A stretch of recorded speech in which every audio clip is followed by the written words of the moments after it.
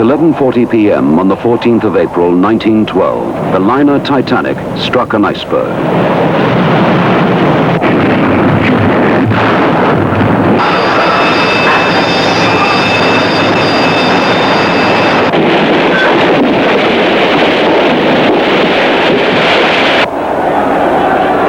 Out of the 2,200 people on board, 712 got away in the lifeboats. In fine and clear weather, most of the others took to the water. As there were more than enough life jackets to go round, everyone should have been able to keep afloat. But when help arrived 1 hour and 50 minutes later, the 1,489 people still in the water were dead. Drowning was officially given as the cause of death in nearly every case. But we now know that for the great majority, the cause of death was cold.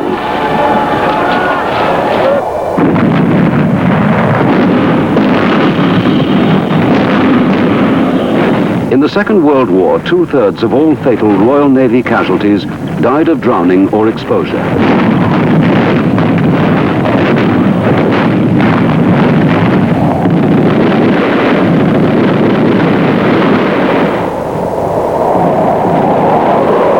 For example, when HMS Glorious was sunk off Narvik in May 1940, the temperature of the water was 8 degrees centigrade. The majority of the crew of 1,500 managed to abandon ship and board Carly floats. Only 43 survived. At that time, navies were concerned only in keeping men afloat.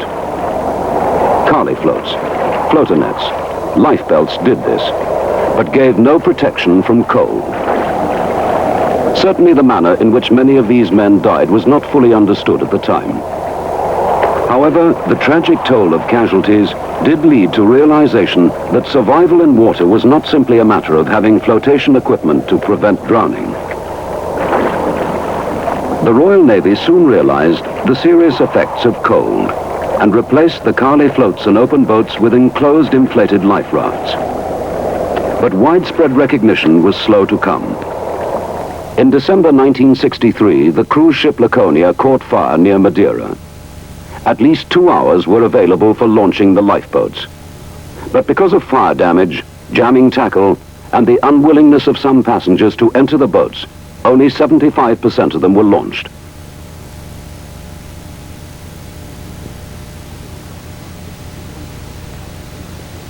As a result, approximately 200 people had to enter the water to escape from the burning ship.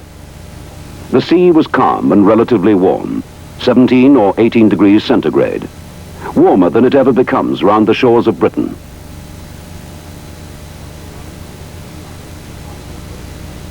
Help arrived within 3 hours of the time when most people entered the water. Yet 113 of them were found floating dead in their life jackets. They had died of cold.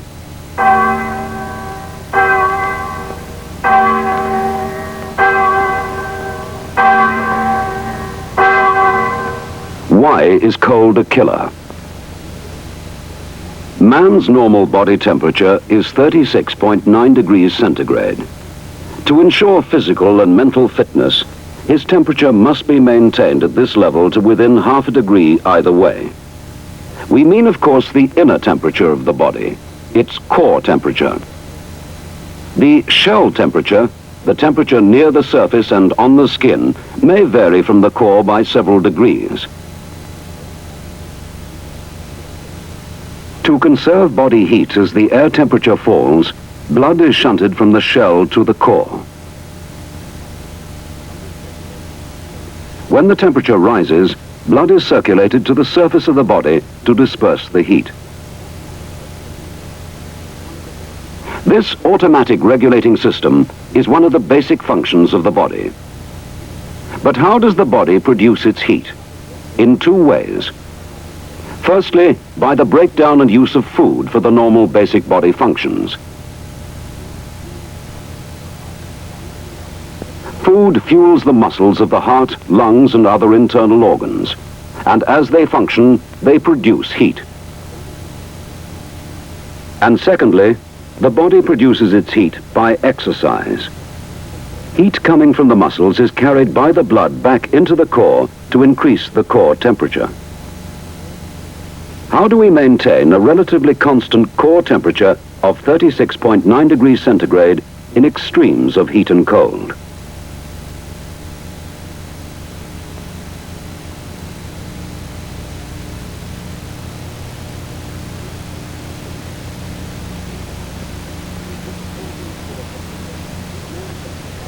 This constant core temperature is maintained by a fine adjustment in the distribution of the blood circulating in the body.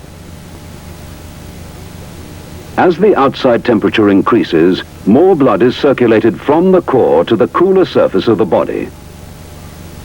Its heat is then transferred to the outside environment, mainly by radiation and convection.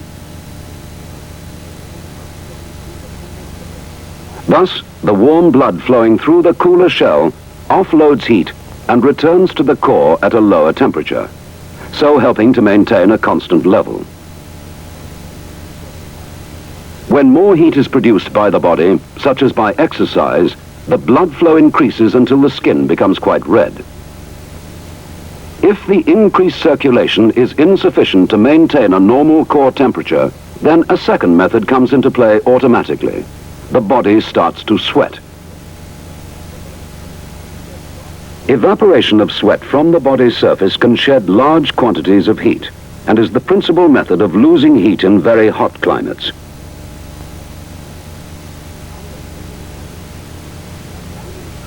Now let's look at the other extreme, at man in a cold climate. With a low external temperature, the body's shell is cold. So the blood circulating in the shell returns to the core quite cool. In fact, it would very rapidly cool the core below the necessary working level if the body didn't do something about it. The logical thing to do would be to reduce the blood flow through the shell. This is precisely what the body does. It constricts the blood vessels in the skin, and if this adjustment in the blood circulation doesn't result in keeping the core temperature at the proper level, the body starts to shiver. Shivering is a form of involuntary exercise which produces heat. Thus, the core temperature is increased to the necessary level. But if for any reason the body should lose its heat faster than it can produce it, then the core temperature will fall. When our core temperature falls below 35 degrees centigrade, we are said to be suffering from hypothermia, more commonly called exposure. The temperature then drops very rapidly, and death has usually occurred by 24 degrees centigrade.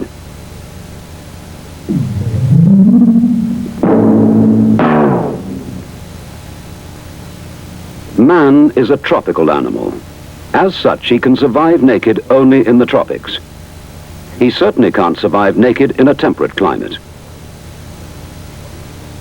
To combat the cold and create his own tropical environment, he must wear clothes. Clothes don't warm the body. It is warmed by its own heat production. Body heat then warms the layer of trapped air in contact with the skin. And it's this layer of air that provides the insulation. But if this air is removed, then the protection given by the clothes is lost. Two things will remove trapped warm air: wind and water. Let's see what happens when a man is immersed in water.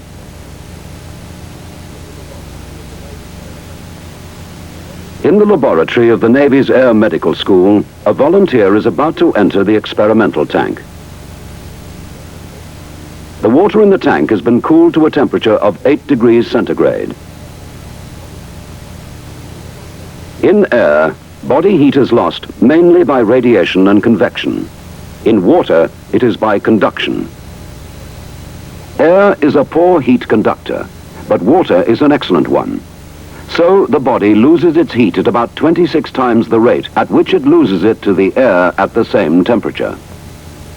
By shivering and by constricting the blood vessels in the skin, his body mechanisms are trying to conserve what heat he has.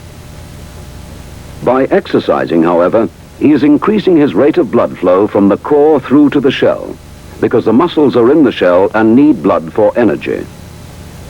The heat loss is so great that his core temperature is starting to drop. And no matter how vigorously he exercises, he is losing heat much faster than his muscles can possibly produce it.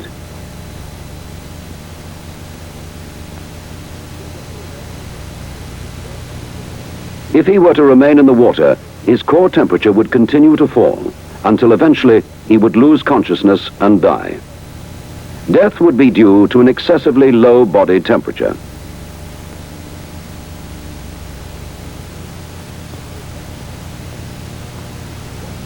In the event of accidental immersion, what must we do to guard against the risk of hypothermia? The need is to halt or slow down the terrific loss of heat to the surrounding water as much as possible. Two things will do this. The first and most important is effective insulation.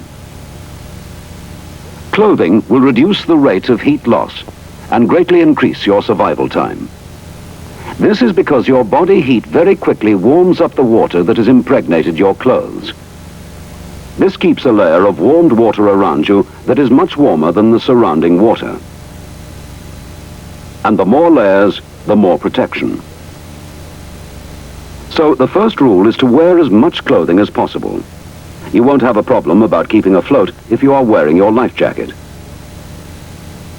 The second rule is don't attempt to swim, because this will pump out the warmed water and increase the rate of body heat loss. Finally, a waterproof layer outside your outer clothing will seal off your body heat wherever possible, thus prolonging your survival time in water at 10 degrees centigrade from 1.5 hours to 4 or 5 hours. What form this waterproof layer takes depends on what you are doing. For yachtsmen, an anorak and trousers. Tightly fitting at the neck, wrists and ankles, they prevent the warm air, or should you fall overboard, the warm water from being lost. The duck suit worn by fishermen and trawlermen acts in the same way. Remember, it's the clothing that keeps you warm, so you must wear plenty of it, especially when it's cold. For those whose job takes them into the water, completely sealed suits are available. The dry suit and aircrew immersion coverall keep the water out, but once again, it's the clothing underneath that provides the insulation. The wetsuit, as its name implies, allows you to get wet. Under its smooth exterior, it has a layer of foam rubber. This traps the water next to the skin and slows down the loss of body heat by conduction.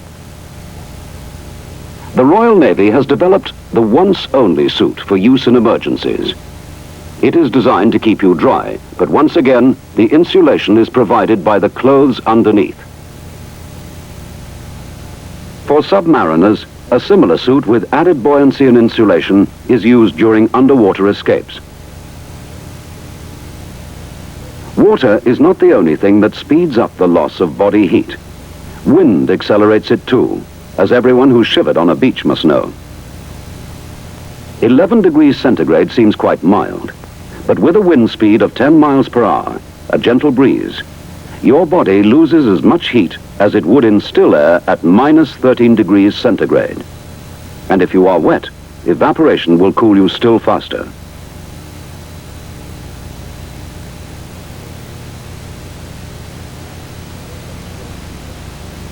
This man is already cold and wet as a result of his dive. The wind will make him much colder. So unless proper precautions are taken to stop wind chill producing a hypothermic situation, by the time he gets back to the ship, he could be in big trouble. The same situation can arise on land when you're caught out in wet and misty conditions. Not only is your body trying to heat up the trapped air, but there isn't much air left because the mist has blown in through the clothing and left it full of water. So all the body heat is being used up at a fantastic rate in an attempt to dry the clothing. In no time at all, you'll be exhausted and become hypothermic. This danger of hypothermia confronts many groups. Even the most experienced parties can have an accident, which throws a strain on the other members of the party, as well as immobilizing the victim. This is a situation which often leads to cases of hypothermia. But the greatest danger is to those who go out unprepared.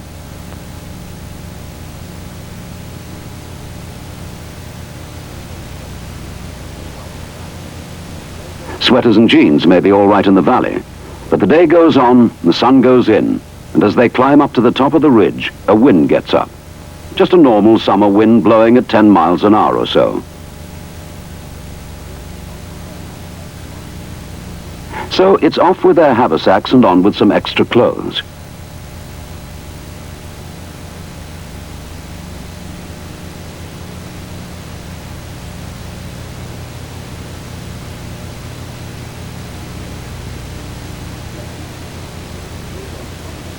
That's better, but it still won't stop the wind whistling through to his skin and replacing all that warm air with cold air. Hypothermia is insidious. It creeps up on you unawares. Neither this chap nor his friends spotted anything was wrong at first, but he was showing all the signs, feeling cold, slowing down, lagging behind, withdrawing into himself, stumbling and falling down. Learn to recognize the typical early signs and be on the lookout for them.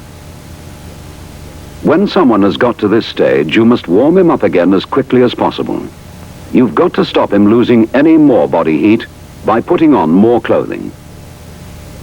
But remember, if his clothes are very wet, change them first. He can't afford to waste valuable body heat on trying to dry wet clothes.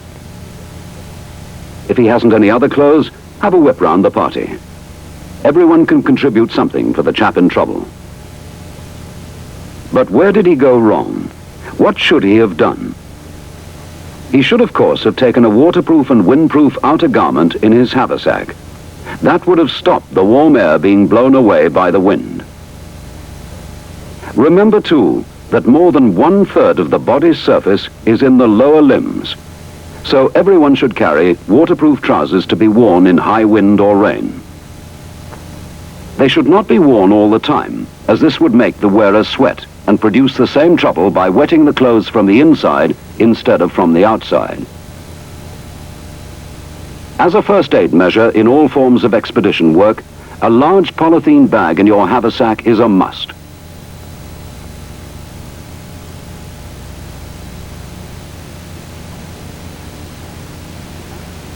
Once the victim is inside it, it acts as a wind and waterproof barrier to prevent the loss of body heat. If possible, use a sleeping bag inside the polythene bag and lay the victim on a thick bed of heather or bracken to provide insulation. And don't forget head covering. There is a tremendous heat loss from the head, especially when the wind is blowing. If possible, give him hot, sweet drinks. But what about alcohol? This will often do more harm than good.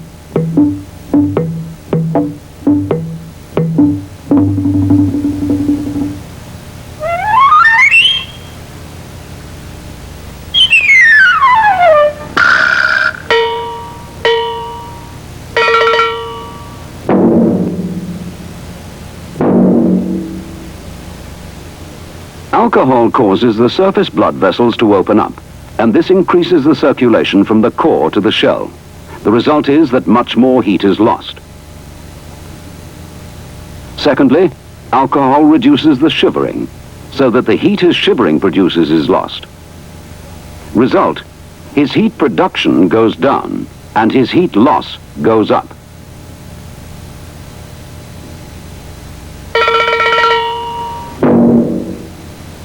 Scramble the SAR with divers to the south. 516, request joint point north. 516, orbit right, point north. Ditching. Wessex 3 of 737 Squadron. Call sign 521 with 4 souls on board. Position 170, 27. Scrambling via point west. Flight south. 516, endurance 1 hour plus. 516, roger. Tractors Wessex. Range 514, standby SAR, Bravo. Survivor at 1 o'clock. He's going around to 12 o'clock now. Your line is good, but 25 yards to run. Height good, putting the second crewman outside. Lowering the winch, you 15 yards to run. Height, line, speed are good. 10 yards, 5 yards, height good. Easy, easy, steady, on top. Second crewman about 10 feet from the water. 5 feet, and you've drifted. Go right, 5 yards. Easy, easy, steady, on top, and the second crewman is in the water. He's putting the strop around now. He's in the strop and go forward very slightly. Forward 2 yards. On top, up 10 feet. Clearing the water, clear of the water, clear to go ahead slowly, raising the winch. No swing on the wire, 10 feet from the step. 5 feet from the step, and you can go forward very slightly. 4 feet, 3, 1 foot from the step. And alongside now, pulling the survivor inboard. And the second crewman is in, releasing himself from the winch. And clear to go ahead now. Severe hypothermia is often indistinguishable from death, even to a doctor. Though the limbs may be rigid and the eyes dilated, it doesn't mean the victim is dead, and an attempt must be made to revive him. As with the mild case, the treatment is to warm him up as rapidly as possible. If you are back at base or on a ship, put the victim in a hot bath at 42 degrees centigrade. That is just bearable to the normal elbow. If possible, immerse the trunk only. Keep the hands and legs out of the water to prevent worsening of possible cold injury. Within 5 to 10 minutes of putting him in the bath, the revival of the circulation in the shell results in the returning of large amounts of cold blood to the core. So be on your guard, as this may have a detrimental effect on the heart. If necessary, start expired air resuscitation and external cardiac massage. When he feels warm and has stopped shivering, put him in a warm bed with plenty of blankets and give him hot, sweet drinks.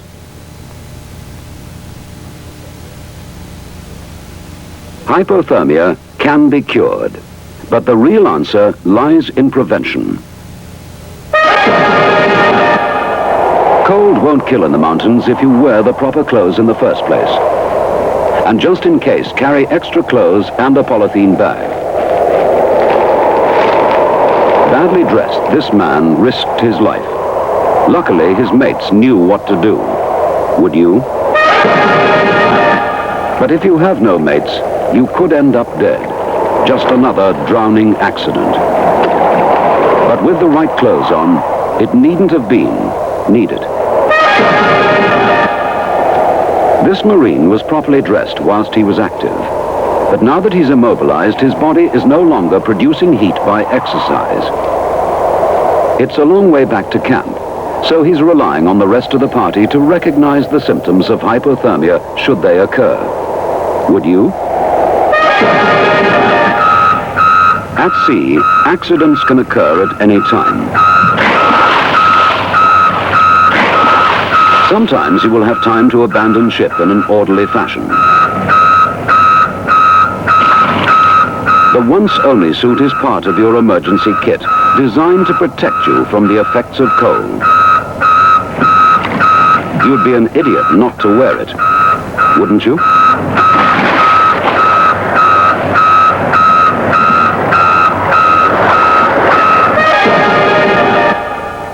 Even when you have to leave the ship in an emergency, don't despair. There are 2 once-only suits in every survival pack.